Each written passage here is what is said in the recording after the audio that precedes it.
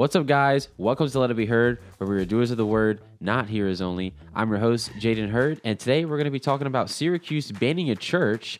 We're also going to talk about protests erupt in Manhattan College after them agreeing to house immigrants in their dorms. And then we are also going to talk about 100 black pastors signing a pro-life bill. Going to be a good one. Check it out.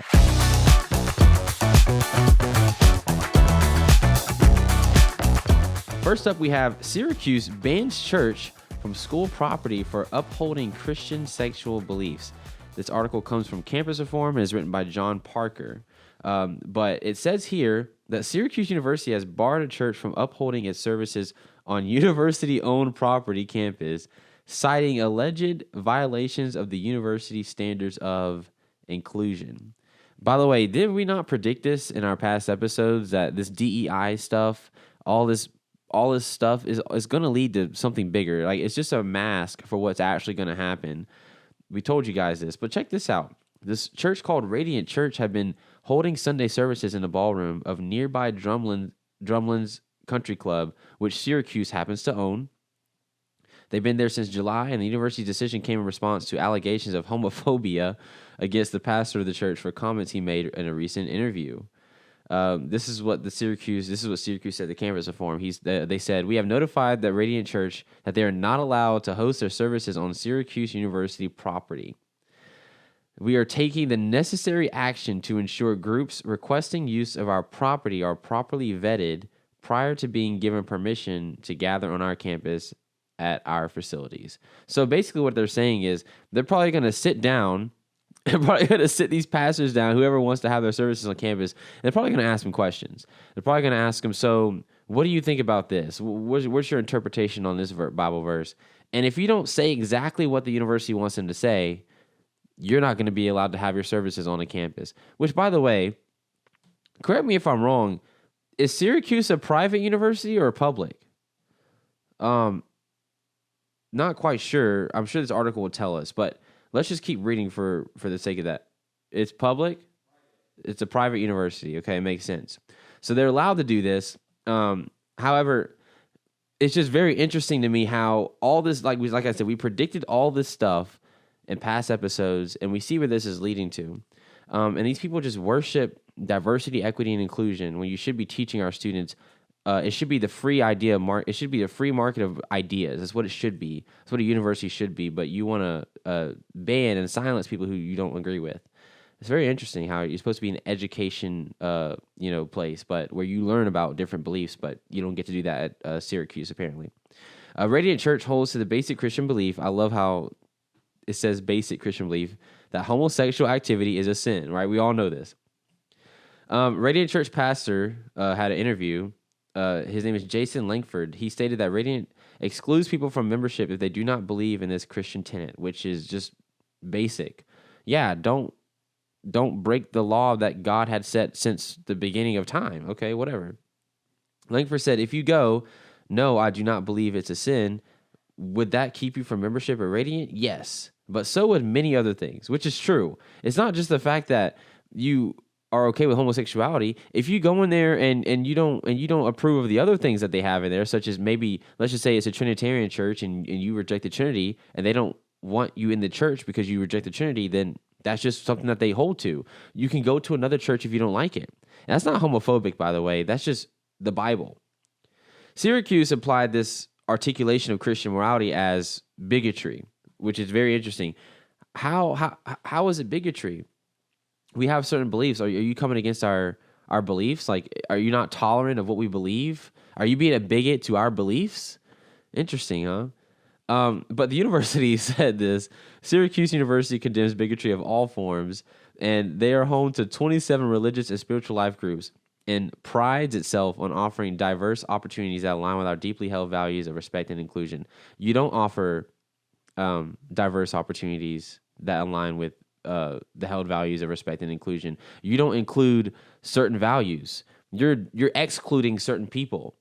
Like even by your own definition of what you believe in, Syracuse, you're going against your own thing. You said that you're bragging that you have 27 different religions on your campus, and that you're so open-minded when you're not. You're not. You're doing exactly what you're accusing the church of doing. You're being bigots. right? You're silencing a certain narrative. Very interesting. Oh, this is a good one. But in a September article covering the decision, Syracuse student newspaper The Daily Orange admitted that in its article, it is unclear if those beliefs have been preached at drumlins. So we don't even know if he's even preached this stuff, like on a Sunday service. This is not the first time the congregation has been pushed out of venues for maintaining its religious belief. From January to June of 2023, it met at Nottingham High School, according to Syracuse. The parents in the district complained about the church meeting in the public high school, saying it violated separation of church and state and district policy. So everybody is just coming against this church for being biblical. I love it. I need to look up this church, Radiant Church. Obviously, they're doing something right. You know, the Bible says that if the world despises you, that's how you know that you're a disciple, right? The world hates you. Jesus said that friendship with the world is enmity with God. So obviously they're doing something right here. They're not backing down. They're holding their ground, and I really appreciate. God bless this church. God bless Pastor Langford, I think his name is. Wow, that's awesome. Good article by John Parker. Let's move on. Protests erupt after Manhattan College announces it may house immigrants in former dorm. Isn't that crazy, by the way? By the way, it's funny how they're taking care of the immigrants, but as I'm sure this article is going to get into, we have homeless people on the streets. But before we dive into this article, in light of the last article, Syracuse is banning Christians, right? Which is absolutely insane. Do you know what else is absolutely insane? The violation of free speech on these social media platforms. What's playing out right now in big tech companies such as Facebook, YouTube, Instagram, formerly X, is setting a dangerous precedent on our country right now, right? They're just banning Christians off of social media. They're banning conservatives off of social media, purely based on what we believe in. And we here at RSBN feel like everyone has the right to express themselves freely, right? So we here are going to stand up against that. And so that's why we highly recommend ExpressVPN. Have you guys ever wondered how free-to-access tech giants make all their money? Well, by tracking your searches, by tracking your video history and everything you click on. Then they build a huge profile on you and sell off all of your sensitive data. Now, when you use the ExpressVPN app on your phone or computer or your laptop or your tablet, you anonymize much of your online presence by hiding your IP address. This makes your activity much more difficult to trace and sell to advertisers. What's more, ExpressVPN encrypts 100% of your network data to protect you from eavesdroppers and cyber criminals. What I like most about it is how easy it is to use. It just takes one click to protect all of your devices, and that's why ExpressVPN is rated #1 by Tech Radar. So guys, let's stop allowing these people to take us off of social media and steal our data at the same time. Let's fight back against the censorship by going to expressvpn.com/RSBN. If you click that link, you get 3 months free of an annual subscription. Again, that is expressvpn.com/RSBN for 3 months of an annual subscription. Protect your data, guys. Protect your information. And let's get back to the video. So, as we said earlier, protests erupt after Manhattan College announces it may house immigrants in a former dorm. This is also from Campus Reform, written by Emily Fowler. But again, it's interesting. All the immigrants are pouring into New York City, into all these Democrat sanctuary states, basically. It's hilarious. We're even seeing like voters complain about this, and it's amazing how Democrat policies are being turned on their heads. But this is what's reported from Campus Reform. So check this out.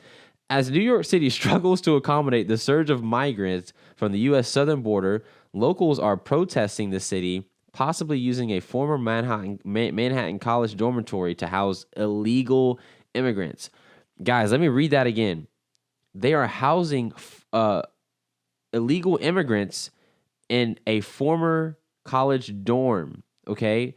This dorm is closed off to everyone else, but you can come in from another country and you get free housing at a dorm that, by the way, former students had to pay thousands of dollars for every month. These people get to live in these dorms for free. We also know that New York City, Manhattan, has a homeless issue. They have many people on the streets. We have veterans who are returning from other countries, or we have disabled veterans who can't get jobs. And you mean to tell me we can't put these people in these housing? I feel like I've talked about this on past episodes too, where why are we taking care of people who don't need it? We should be taking care of people who do need it. Our local Americans need affordable housing. That's what this dorm should be for, a Riverdale resident told News 12.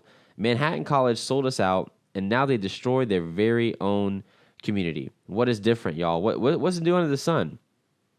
Many community members are outraged at the prospects having a migrant shelter in the neighborhood. Wow. Dozens of residents gathered in the Bronx Riverdale neighborhood to protest on September 24th. A counter-protest also occurred, but with fewer attendees. Imagine counter-protesting a protest where they're simply just asking for you to house Americans and not illegal immigrants who are taking up space. What sense does that make? You're protesting people who care about their community. Curtis Lewa, a former New York mayoral candidate and founder of the nonprofit Guardian Angels, an independent safety patrol, attended the September 24th protest. The New York Post reported Sliwa also protested against the dorm being used as a migrant shelter, chanting that it would only happen over his dead body. Amen. I just don't understand why we can't use these dorms, use these places to house people that need it, like the Americans, struggling Americans. And honestly, I don't really believe in government handouts. But if we're going to give a government handout, let's give it to Americans, people who live here, people who pay taxes, right? People who are born here. I mean, that just makes sense to me. If you look at the demographics of both groups, on the one side, the pro-migrant group, they're young progressive socialists for the most part. On the other, these guys are senior citizens, many of them first-generation immigrants from Russia, Eastern Europe, who fled communism. So there's two sides to this. There's these young, bratty, socialist college students who have their latest iPhone, who have been raised just well in Manhattan, and they're fine. They're doing great. And then on the other side, you have these senior citizens who fought, right, who came from other countries, who came legally from other countries, and are saying, this is not right. We did this the right way. They're not doing this the right way. Why don't you take care of us and our families and the homeless people on the streets, rather than people who just decided to rob our ability to get over here by taking up more time in the immigration, right? So the more people that flood the border, the more time it takes for legal people to come here, right? There's a process, and it's just selfishness. You think the young progressive socialist side knows what they're talking about when they have people that come from actual socialist countries telling them their experiences? You think they're right? No, absolutely not. I love this article. This is great. Let's see. Let's skip down. Stag's Group, not-for-profit partner, Practice House Initiative, has secured a $5.3 million annual contract from the Department of Homeless Services to use Overlook Manor as a immigrant shelter. The DHS would pay Stag Group $2.4 million a year in rent, which equates to about $2,400 per unit per month, according to the contract. Now, the mayor of New York City, Eric Adams, announced in January that immigrants are still welcome in the city despite limited space. That is our obligation, and that is what's morally right, Adams said. Yeah, that makes sense. Yeah, this is no longer New York City, United States of America. This is now New York City. Anyone lives here. Like, it doesn't matter. No borders, no nothing. But check this out. This is where the tables turn. Now that immigrant numbers have continued to rise, however, Adams altered his opinion. This is what Adams said after this. He said, "We are past our breaking point," Adams said during an August City Hall meeting, according to the New York Post. The city now has more than 57,300 individuals in the care of the DHS per night. Per night. You know how much this adds up to? Adams said that this adds up to $9.8 million a day. Let's just round up to $10 million. Multiply that times 30, which is a month. How much money is that in a month? Multiply 10 million times 30. Here's what I found. A lot, okay? It's a lot of money, okay? And the fact that people just well, our tax dollars are help building rooms or rooms and roads and housing and look at our roads. That's how you keep them up. Our state parks, our nature. The government's taking care of us with our tax dollars. No, the government's wasting our tax dollar money, which is why taxes are a waste of money. There's no reason taxes should be as high as they are right now. There's a tax on literally everything, and it's being wasted on stuff like this. To the point to where even New York City Mayor Eric Adams is saying, "Oh no, this is not a good idea." Check this out. He says that's almost $300 million a month and nearly $3.6 billion a year. That is insane. And all these people are being bussed over there. It's great. But does this not concern you guys? Comment down below. Would you rather just give illegal immigrants free housing, or would you rather give our homelessness people on the streets free housing? Or how about our elderly people who may not have Social Security, right? Or may not have any mutual funds or anything saved up for retirement. Maybe they need somewhere to live, right? And again, I personally don't really believe in government handouts, but if we are going to, I'd rather do it for those people. All right, so next up we have a blog written by yours truly for Students for Life of America, where we're reporting actually a really good thing that happened in Ohio. So issue 1's happening in Ohio. If you guys don't know what issue 1 is, basically it's the most radical pro-abortion bill like in the entire country. So not only does it allow for abortion up to 9 months, like up until birth, for any reason, it also takes away parental notification, right? So you can do it behind your parents' back, which is very sad. I wrote this article with Students for Life, and I want you guys to check it out. So it starts off with saying, with issue 1 coming on the Ohio ballot this November, more than 100 bipartisan black pastors have signed onto a letter condemning it, as the amendment would enshrine abortion to the Ohio Constitution. And basically, guys, the whole list is like over 100 black pastors, and what they're doing is they're standing up for life in the black community. I don't know if you guys watched an episode last week, but me and Omar just talked about this. The black community is not for all this stuff. We're not for killing our babies and all this LGBT stuff. That's not what the black community is about. That's what we're told, and we're tricked, and we're bamboozled into voting for these stupid things.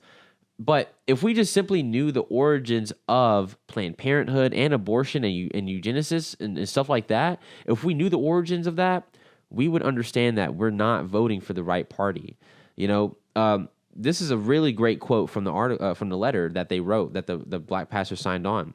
He says, "The black community has been the target of the abortion industry for decades, which is objectively true. Beginning with the deplorable ideology of racist eugenicist Margaret Sanger, whose Planned Parenthood organization purposefully established abortion mills in minority neighborhoods and targeted our communities for abortions." This is true.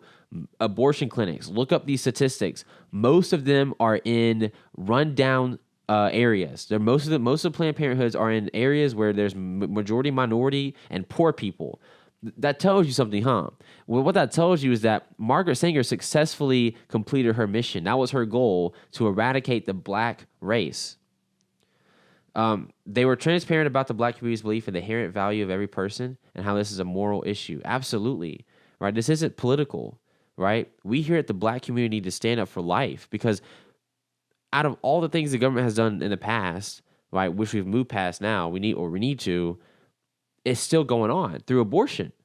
They're still targeting black Americans via abortion.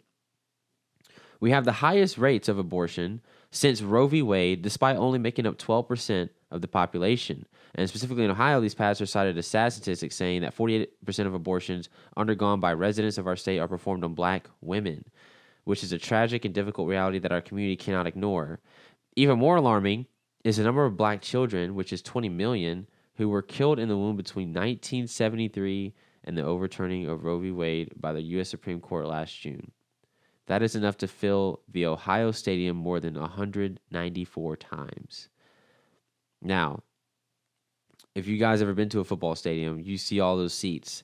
I want you to imagine all those people filled up in those seats, and they just die. They're all dead, right? And then I want you to imagine that 193 more times. That's exactly what abortion has done to the black community. It's very sad. However, this is the good news. The black community is standing up, right? He says, enough is enough. The black community supports life. We have a rich pro-life history rooted in our love of family and in our abiding faith and believe that God is the ultimate author of life. Now, this is what I wrote. So this is the argument that I made of why he's right. So this is what I said. The pro-life conversation is often called the modern-day civil rights movement. As we know, the civil rights movement of the 1960s was largely built on faith and the agreement that every human has dignity and is known by their creator. Even further back, the leaders of the slave abolitionist movement came from the Christian church, such as revivalist Charles Finney, Frederick Douglass, William Garrison, and more. By the way, I put "and more" because there's so many more, but I'm sure you guys have you guys ever heard of Harriet Tubman? Right? Harriet Tubman, right? One of the most famous slave abolitionists of all time. She was a Christian. It was her religious convictions that caused her to do that. This united belief of humans being created in God's image has and still continues to be the focal point of opposition against abortion in general. And as these pastors point out in Ohio of the case of Issue 1. There is much at stake with this ballot initiative. Ohio has the potential to set a pro-life example for states across the country, and we hope that Ohioans that they will uphold the most basic right, life.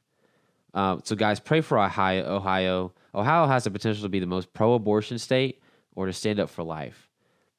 They need our prayers. Those babies in the womb need our prayers, and the women need our prayers, right? That's issue 1. That's what's going on in Ohio. And guys, I just want to rehash this whole thing, okay? The reason why these black pastors are standing up is because the black community understands that if you, like, what, for example, right, like I said in the article, largely the black church understands what God says, right? Sure, the religious convictions have gone down since the 60s, right? The civil rights movement was built on faith. The modern day civil rights movement is not built on faith or civil rights movement. I think I said this in a past episode, but it's not built on faith. It's built on LGBT and hatred and honestly anti-white racism. That's exactly what it is. And the reason why it's like that is because they have so much hurt from the past but they're putting their identity in something that's not Christ, right? The identity of the civil rights movement in the 60s was in Christ. You guys heard all the hymns, the songs about crying out to God for freedom. Those are all powerful songs that came from the black church. People like Sam Cooke, who sang gospel music and then made that powerful song in the 60s. That was a 60s main song. It was a civil rights song. A change is going to come. Stuff like that, fueling the black community, is happening right now in Ohio. That's what we're seeing. These black pastors coming out, looking at the civil rights movement and realizing that we are the civil rights movement of today, the pro-life black community. And so that's the main reason why we need to pray for these people and support them in any way we can.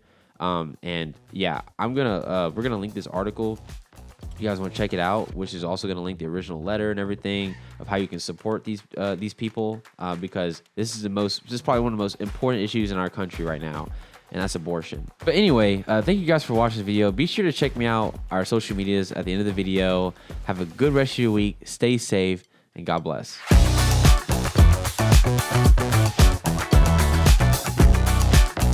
Thank you guys so much for watching this video. Be sure to check me out on Instagram, TikTok, and X, and go ahead and hit that follow button and that join button. If you hit that join button, it'll take you over to our local channel where you can further support the show and get access to additional content. God bless.